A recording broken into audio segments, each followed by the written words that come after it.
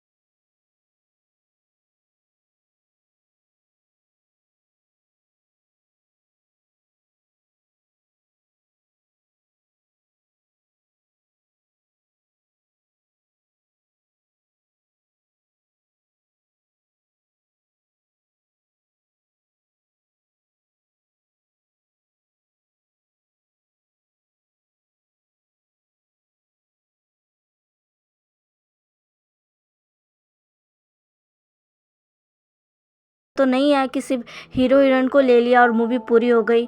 बहुत सारे किरदार होते हैं उसमें, एक स्टोरी में भी बहुत सारे किरदार होते हैं। हर किसी कहानी में बहुत सारे किरदार होते हैं, तो कहानी में हर किसी किरदार की एब्सेंस बहुत ही ज़रूरी होती है।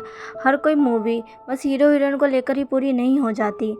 मैंने जब मैं अल्फा ड्रैगन फोर्स मी का पार्ट अपलोड किया था, तब मुझे भी एक कमेंट आया था कि आप स्टोरी को जल्दी आगे नहीं बढ़ा रही, वांगशान को नहीं मिला रही हो, स्टोरी लेट अपलोड करती हो। तो इसमें मेरी भी कोई प्रॉब्लम रहेगी गाइस, तभी तो मैं स्टोरी लेट अपलोड करूँगी। मुझे भी अच्छा नहीं लगता है। मैं भी चाहती हूँ कि मैं आपके साथ अपनी स्टोरी हर रोज़ शेयर करूँ, पर कभी कभी काम आ जाता है गाइस।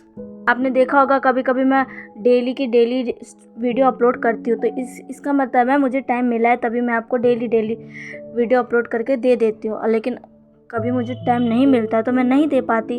इस पे आप गुस्सा मत करिए। और हाँ, अगर आप चाहते हैं कि वांगशान मिले तो हाँ गाइस, वांगशान मिलेंगे, इसमें कौन सी बड़ी बात है। वांगशान की स्टोरी है तो ये पूरा वांगशान के ऊपर ही बेस्ड है, तो वांगशान ही नहीं मिलेंगे तो स्टोरी पूरी कहाँ से होगी। और रही बात मैं अल्फा ड्रैगन फोर्स मी की, तो हाँ, हमारे जो मेन किरदार है विंग और लैंजन, वो अब उनकी मैरिड लाइफ आने ही वाली है आपके सामने, तो वो जल्दी ही मिलने वाले हैं। तो आपको इसमें परेशान होने की कोई ज़रूरत नहीं है कि आखिर वो दोनों कब मिलेंगे। प्लीज़ आप पहले पूरी स्टोरी सुना कीजिए। स्टोरी के बीच में ही आप कुछ भी मत सोच लीजिए कीजिए, और आप ऐसे कमेंट भी मत किया कीजिए प्लीज़ गाइस, क्योंकि इससे राइटर को भी दिक्कत होती है, जो एक्सप्लेनर होता है उसको भी दिक्कत होती है। मैं तो अपनी स्टोरी शेयर करती हूँ, तो बताइए मुझे कितना हर्ट होता होगा जब ऐसे कमेंट आप करते होंगे। तो गाइस, स्टोरी पर फोकस रखिए, स्टोरी कैसी जा रही है आप वो देखिए। वांगशान मिलेंगे, आप चिंता क्यों कर रहे हो। तो चलिए, आज कुछ ज़्यादा ही बातें हो गई। मेरा आज भी कॉलेज था, मैं बहुत थकी हुई हूँ, फिर भी मैं ये वीडियो रिकॉर्डिंग कर रही हूँ क्योंकि मुझे पता है आपको नेक्स्ट पार्ट का कितना वेट कर रहे हो आप लोग। फिर भी मैं आपके लिए इसको एक्सप्लेन कर रही हूँ, तो प्लीज़ गाइस मुझे सपोर्ट कीजिए, ना कि मेरे लिए नेगेटिव कमेंट भेजकर मुझे और डाउन करिए। तो चलिए आज की स्टोरी की स्टार्टिंग करते हैं। दिन के बाद से विंग और ये दोनों ही बहुत अच्छे दोस्त बन गए, और हमेशा ही अपने फादर के साथ विंग से मिलने आता और उसके साथ खूब खेलता, खूब मस्ती करता। ई का उसके पास आना भी विंग को बहुत अच्छा लगता था, क्योंकि वो बस महल में ही रहता था। उसके शाओ के अलावा कोई ज़्यादा दोस्त भी नहीं था, इसलिए उसे ई के साथ खेलना बहुत पसंद था। लेकिन कुछ सालों तक ई उससे दूर हो गया, क्योंकि ई को अपनी कल्टीवेशन पावर बढ़ाने के लिए उसके बाबा ने कहीं और भेज दिया था, जहाँ से ई अपनी कल्टीवेशन पावर को और भी अच्छे से ग्रो कर सके। तो चलिए अब यहाँ अपनी स्टोरी में प्रेजेंट में वापस आते हैं। ई बस विंग को ही देखे जा रहा था, तभी विंग ई से बोलता है, ई बोलो ना, मैं कैसा लग रहा हूँ। ई को अब होश आ जाता है और वो कहता है, हाँ हाँ। विंग कहता है, बताओ ना ई, मैं कैसा लग रहा हूँ। ई कहता है, बहुत सुंदर। विंग अपनी चार्मिंग स्माइल देकर इसे कहता है, सच में। ई कहता है, विंग, तुम पर तो हर चीज़ अच्छी लगती है। विंग ई की ये बात सुनकर अपनी बनी स्माइल करता है और ई को शुक्रिया बोलता है। इधर हमें विंग के पेरेंट्स और ई के पेरेंट्स को दिखाया जाता है, जो कि आपस में बात कर रहे थे। यहाँ पर ई के फादर कहते हैं, विंग बहुत ही अच्छा बच्चा है वो, और ई बहुत ही अच्छे दोस्त हैं। मुझे कोई प्रॉब्लम नहीं होगी अगर मेरी ई की शादी आपके बेटे विंग से हो जाए। मुझे तो विंग बहुत पसंद है और मैं तो इस बात को सोच कर बहुत खुश हूँ कि वो उन दोनों की शादी होगी और विंग भी हमारी फैमिली का एक हिस्सा बन जाएगा। तभी ई की मदर भी कहती है, हाँ मैं भी बहुत खुश हूँ, मुझे विंग बहुत पसंद है। और ई विंग को बहुत पहले से ही पसंद करता है। तभी विंग के फादर कहते हैं, विंग को भी ई बहुत पसंद है और ई से अच्छा लड़का हमें विंग के लिए और कोई भी नहीं मिल सकता। हम दोनों बहुत खुश हैं कि आपने ई का रिश्ता हमारे बेटे विंग के साथ तय किया है। भी ई के फादर कहते हैं, मुझे भी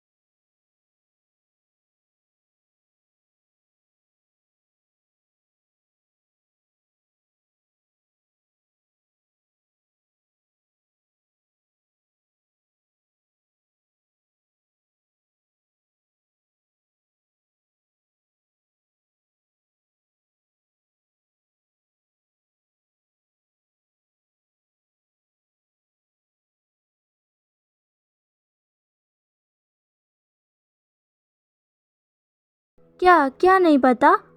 कहता है, क्या तुम्हें सच में नहीं पता। विंग कहता है, क्या मुझे क्या नहीं पता, बताओ ना। ई कहता है, विंग तुम्हारी शादी होने वाली है। विंग एकदम से शॉक में चला जाता है। वो कहता है, क्या शादी मेरी। ई कहता है, हाँ। विंग कहता है, पर किससे। ई थोड़ा ब्लश करने लग जाता है और कहता है, मुझसे। विंग शॉक में चला जाता है। तभी ई विंग का हाथ पकड़कर उसे कहता है, विंग मैं कभी भी कह नहीं पाया, पर मैं आज कहना चाहता हूँ कि मैं तुम्हें बहुत पसंद करता हूँ और मैं तुम्हें अभी से नहीं बल्कि तब से पसंद करता हूँ जब मैंने तुम्हें पहली बार देखा था, जब तुम अपने फादर के साथ मेरे सामने आए थे। मैं तब से तुम्हें पसंद करता हूँ विंग। तो ये बात मैं तुम्हें बहुत पहले ही बताना चाहता था, पर मुझे कभी वक्त नहीं मिल पाया। पर आज आज मुझे वक्त मिला और मैं बहुत खुश हूँ कि जो मैं चाहता था वो होने जा रहा है। अब हम दोनों शादी कर लेंगे और हमेशा ही एक दूसरे के साथ रहेंगे। विंग, तुम खुश तो हो ना? विंग, जो अभी तक शॉक में था, वो एकदम से अपने सेंस में आकर कहता है, ई ये तुम क्या कह रहे हो? ये कहता है, विंग, मैं सच कह रहा हूँ। तुम्हारे तुम्हारे माँ बाबा तुम्हारी शादी मेरे साथ करवा रहे हैं। विंग ये सुनकर बहुत ज़्यादा ही शॉक हो जाता है। वो ई से कुछ कहने ही वाला होता है, तभी क्वीन विंग को आवाज़ लगाती हुई कहती है, विंग। विंग क्वीन की तरफ देखता है, तब क्वीन कहती है, विंग इधर आओ। क्वीन विंग को अपने पास बुलाती है। विंग क्वीन के पास चला जाता है, ई भी उसके साथ चला जाता है। क्वीन अब विंग को वापस अंदर रूम में लेकर जाती है, जहाँ पर ई के भी मदर फादर बैठे हुए थे। वो विंग से कहते हैं, विंग, अब हम बहुत खुश हैं कि अब तुम भी हमारे फैमिली का एक हिस्सा बनने जा रहे हो। विंग अपनी शौक भरी नज़रों से पहले ई की मॉम की तरफ देखता है, फिर अपनी मॉम की तरफ देखता है। विंग की मॉम जब विंग को ऐसे देखती है तो विंग से कहती है, मुझे माफ़ करना विंग, मैंने तुम्हें ये पहले नहीं बताया, पर हाँ, हमने तुम्हारा रिश्ता ई के साथ तय कर दिया है।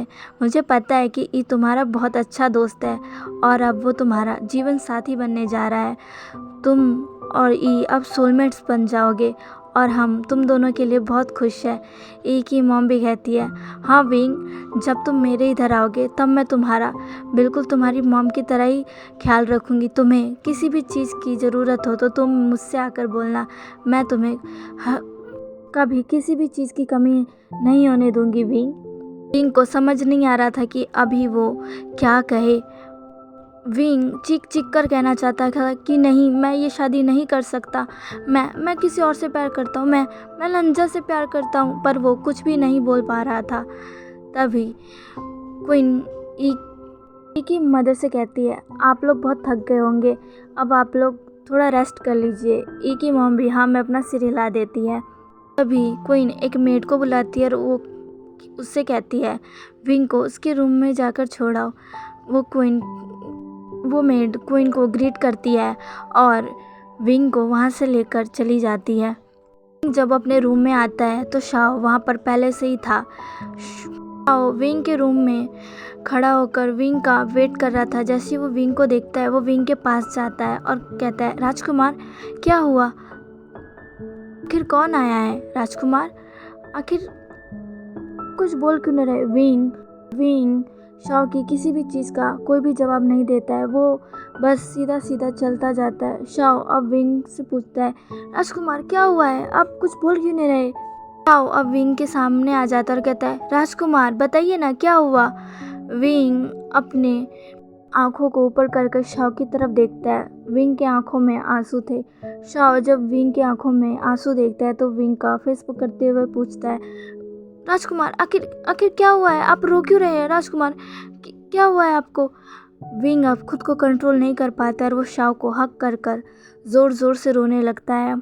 शाओ ये सब देखकर बहुत शॉक हो जाता है, उसे कुछ भी समझ नहीं आ रहा होता है। वो विंग से पूछता है, राजकुमार क्या क्या हुआ है? आप ऐसे रो क्यों रहे हैं? राजकुमार, पर विंग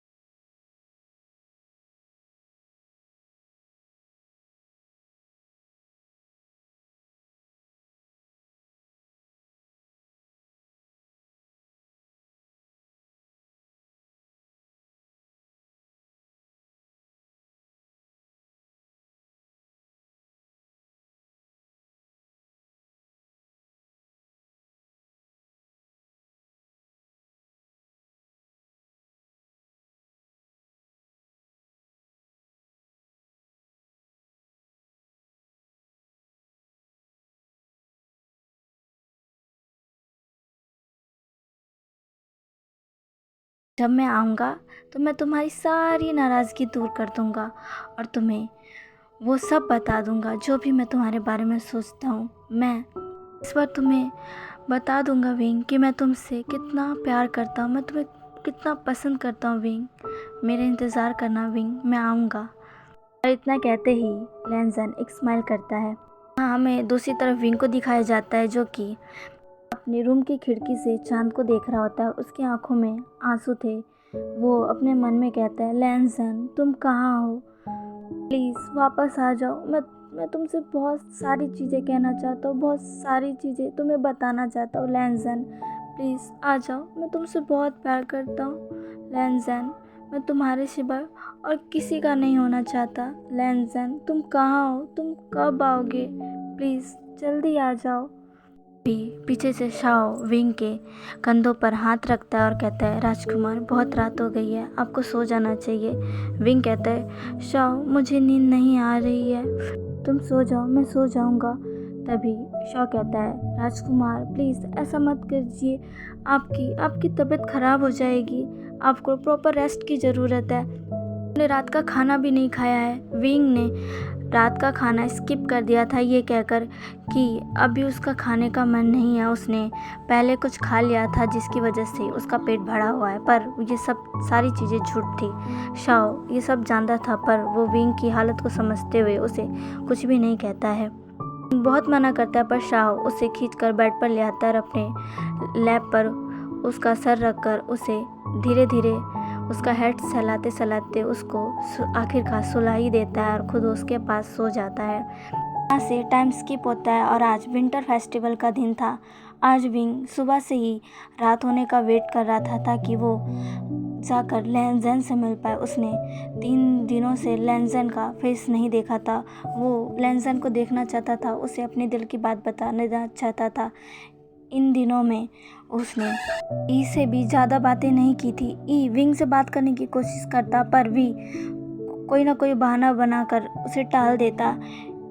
ई को भी विंग का ये बिहेवियर कुछ समझ नहीं आ रहा था। वो नहीं समझ पा रहा था कि आखिर विंग को आखिर क्या हुआ है। आखिरकार टाइम बीत जाता है और अब हमें रात का सीन दिखाया जाता है जहाँ विंग शाओ और नी हुईशान के साथ था। नी हुईशान भी इस बार विंटर फेस्टिवल के दिन विंग के रहन आया था। वे राज्य का विंटर फेस्टिवल बहुत ही ज़्यादा प्रसिद्ध फेस्टिवल था। का विंटर फेस्टिवल सारे क्लैन से अलग था। यहाँ के विंटर फेस्टिवल में बहुत सारे फॉक्स अपनी पावर्स को दिखाते, जादू करते, एक दूसरे के साथ बैटल भी लड़ते। संग जब विंग के पास आता है तो वो विंग की हालत देखकर वरीड हो जाता है। वो शाओ से पूछता है कि आखिर विंग को क्या हुआ है और शाओ नी हुईशान को सारी बातें बता देता है। सारी बातें सुनकर नी हुईशान शॉक हो जाता है कि उसके एब्सेंस में इतना कुछ हो गया और उसे भनक तक नहीं लगी। और नी हुईशान से कहता है कि क्या वो ई को अपने साथ बिजी कर सकता है ताकि वो जल्दी से विंग को लैंजन से मिलवाने ले जा सके। नी हुईशान पहले तो कहता है कि आखिर वो ऐसा कैसे कर पाएगा, पर शाओ एक ट्रिक बताता है जिसकी वजह से नी हुईशान विंग के लिए मान जाता है। अब हमें यहाँ विंग और ई को दिखाया जाता है जो कि वे राज्य के टाउन में घूम रहे थे। वो हर जगह को देख रहे थे। आज वी राज्य किसी दुल्हन की तरह सजा हुआ था। ई विंग से बहुत बातें कर रहा था, पर विंग ई के बातों का कोई भी रिस्पॉन्स नहीं कर रहा था। वो हर बार कहकर बातों को टाल दिया करता। उनके मन में तो बस लैंजन से मिलने की बातें ही चल रही थी। तभी विंग का हाथ पकड़ लेता है। ई के इस सडन रिएक्शन से विंग चौंक हो जाता है। विंग ई की तरफ देखता है। तभी ई कहता है, विंग आखिर तुम्हें क्या हो गया? मैं कई दिनों से देख रहा हूँ, तुम परेशान लग रहे हो।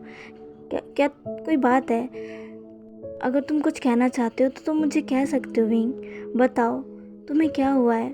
विंग कोई भी जवाब नहीं देता है। ई फिर से पूछता है, पर विंग इस बार भी कोई रिस्पांस नहीं देता है। ई अब विंग से फिर पूछने वाला होता है।